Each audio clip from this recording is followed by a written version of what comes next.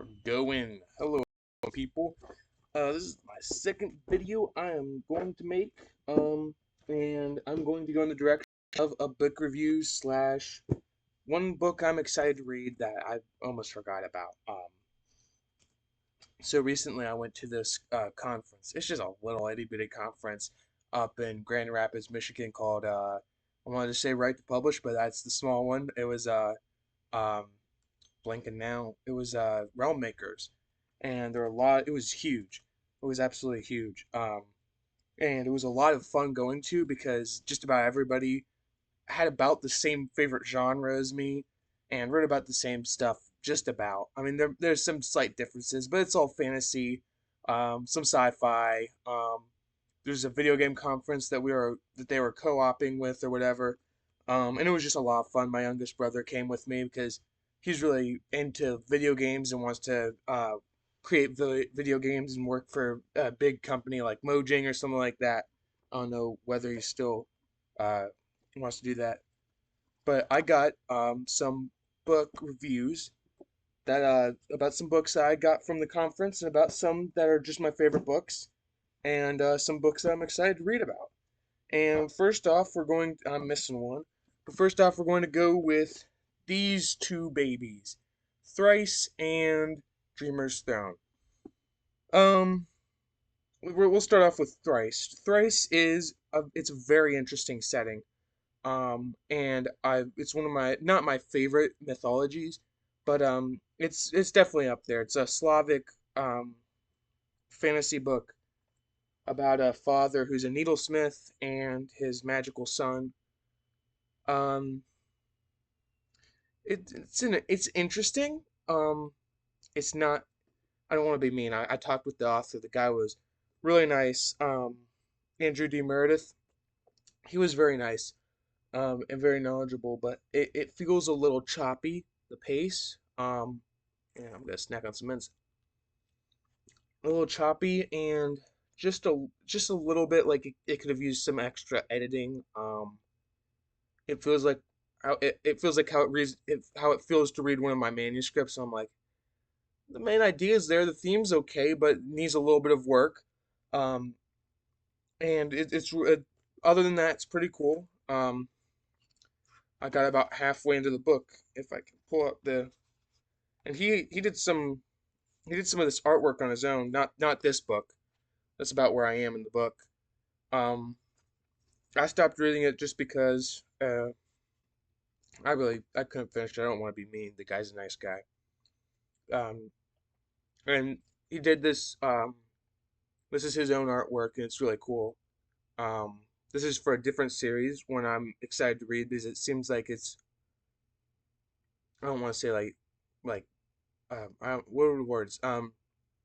Just like a newer thing, so maybe more polished. It's like a huge. Apparently, he can. Oops, I pulled the bookmark out. Oh well. Um, he compared it to the Stormlight Archives. If you don't know, if you're like, oh, that's um, rather conceited. It's not. In writing, you have books you compare it to. It's like you write a book and it's like, oh, this is like Harry Potter meets Hunger Games with a twist of Lovecraftian horror or something like that. And because that helps publishers to know kind of what they're getting into. Um, the other one I got is Dreamer's Throne. I am still reading it. It's kind of slow. I don't know. I'm not really for the slow books. It's like almost my cup of tea, but not quite. Which I mean, I gotta talk with the author. He's a great guy as well. But just not quite my cup of tea. Not exactly. And then the third book is these two are by Seth Ring, the Dreamer's Stone, and the next one I'm gonna talk about. The next one by Seth Ring is the Iron Tyrant. I remember getting it on Kindle Unlimited, reading it a little bit, then just kind of forgot about it. I got it in paper and couldn't put it down. Picked it up on Kindle, the next books, because I wouldn't wait for them to be shipped. Just some phenomenal writing, some of the best writing uh, ever. Just great pacing, and he has a very good podcast and YouTube channel you should go watch and listen to. There are some others as well. Um, then Next, for the ones that I haven't read but got at the conference, um, from one of my favorite authors, Wayne Thomas Batson, I got a lit RPG genre, not genre, lit RPG book um, called Outcasts. I'm really excited to read it. My brother read it and he enjoyed it, but I have yet to pick it up. School and writing leaves very little time for reading, especially other sports as well. Soccer, man, it's all demanding. I haven't read that. I'm excited to read it. He dressed up as Gandalf at the conference, and I didn't recognize him at first, and it was fun seeing him. Um, and the next one is I got a few anthologies. This is just one of them. I got a few anthologies from Havok, which I've debated about like writing something to send over to them because they're a publishing company. But they publish flash fiction. I don't really write flash fiction, so and they're all shorter than I thought they were. They're 1,000 words, which I should know how long 1,000 words is, honestly. But you think, oh, 1,000, that's a big number, but it's like a couple pages. It's not that much, unfortunately. And so I may not read it. I may just use it for like inspiration. Just like can't think about anything. What if I just read this collection of short stories? Next one. This one is not yet published. This is from a friend I met. Um, C.I. Willoughby. I don't know if he's gonna use that as his uh if he's gonna use a different pen name or something like that. Um, I didn't. I started to read it. It's another thing that one of the many things that I've forgotten to finish. Unfortunately, just didn't have the time.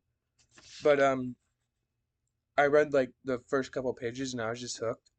It was. I mean, and so these these are kind of my genre. These are kind of my genre. This one's not my genre, not really, as far as I can tell, but it's so good. The writing of the first pages, this guy needs to be published immediately. Immediately. It's so good. And I can't wait to finish the rest. Like if you just gave me these pages, I'd be like, yeah, I can work with you. If I was a publisher. Um, and that's all the books, not all the books, but that's the books I got it right to publish that I wanted to share. And then I'm gonna share um some of my favorite books. So this one, The Princess Bride, a classic. You need to read classics. It's fine. I don't read that many classics, but you still need to read them. I'm working on The Man in the Iron Mask currently. It's slow. It's faster than The Count of Monte Cristo, which I'm happy about that. Um, and I mean, it's longer than a couple others, Back in the North Wind, stuff like that. Um, but I'll get through it eventually. And it's about kind of like the same swashbuckling rogues and stuff like that. And this one's just so funny to read. You watch the movie, Princess Bride movie, and it's like, oh, I know what it's about. Then you read this book and you're like, oh, never mind, I don't know what it's about. The author's so witty, the narrator's narration's so good. It's just perfect. On to the second to last thing of business. Showed Outcast just a moment ago. This is Sword in the Stars, and it's by the same author, and it is such a intense read, such a good read. I loved it. I've listened to it. I got it on audio, audible, because I don't reread things. But I do re-listen to things, and it's one of the things I've re-listened to a couple times, include along with Narnia and Narnia. Pretty much that. Maybe Lord of the Rings and The Hobbit a couple times, but I listen to books while I sleep. That and the Bible and Lord of the Rings and Hobbit's not really something that's easy to fall asleep to. Last thing on the agenda, I have The Fallacy Detective.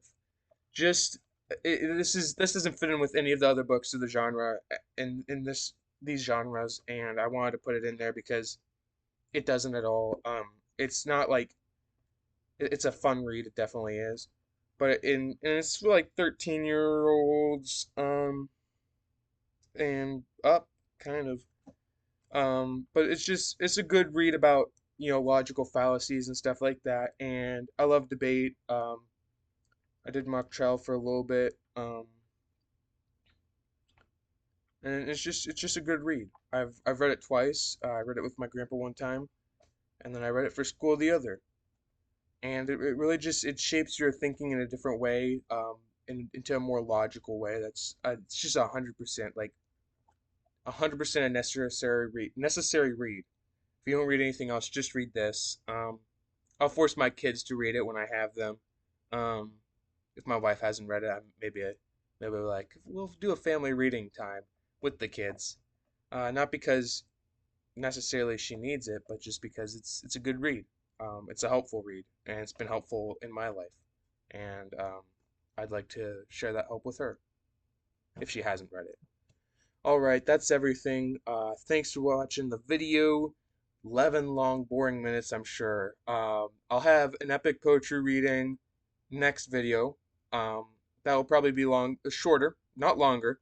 That'll probably be shorter, about, I don't know, a minute or two. Maybe I can put it up on YouTube Shorts, help retain some of that literacy in the youth. And goodbye.